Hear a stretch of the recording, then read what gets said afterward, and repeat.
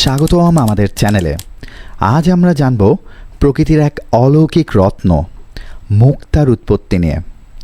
মুক্তা, যাকে আমরা এক অমূল্য রত্ন হিসেবে চিনি, কিভাবে এটি তৈরি হয়, আজ সেই রহস্য উদ্ঘাটন করব আমরা। মোলাস্কের জীবন। মুক্তার উৎপত্তির মূল উৎস হল মোলাস্ক, যা এক ধরনের সামুদ্রিক শামুক।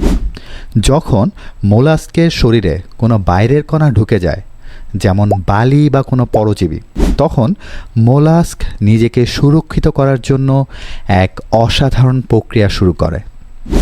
মুক্তার তৈরির প্রক্রিয়া। মোলাস্ক কণাটিকে ঢেকে ফেলার জন্য নেকার নামে এক প্রকার প্রোটিন ও ক্যালসিয়াম কার্বনেটের স্তর জমাতে শুরু করে।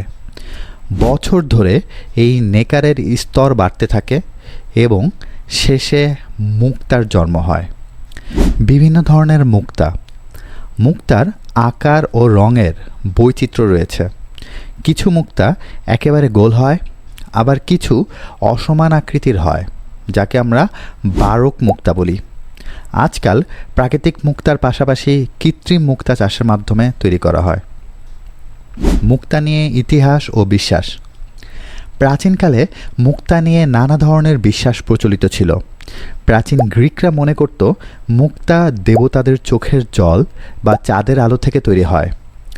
ভারতীয় সংস্কৃতিতে মুক্তাকে শুদ্ধতার এবং সৌভাগ্যের প্রতীক হিসেবে দেখা হতো। মুক্তা চাষ এবং আধুনিক ব্যবহার। মুক্তা এখন শুধু প্রাকৃতিকভাবেই তৈরি হয় না, মানুষও মুক্তা চাষের মাধ্যমে ইচ্ছাকৃতভাবে তৈরি করতে সক্ষম হয়েছে। মুক্তা বিভিন্ন কাজে ব্যবহার করা হচ্ছে, যেমন গয়না, প্রসাধনী এবং ঔষধ শিল্পে মুক্তা ব্যবহৃত হচ্ছে।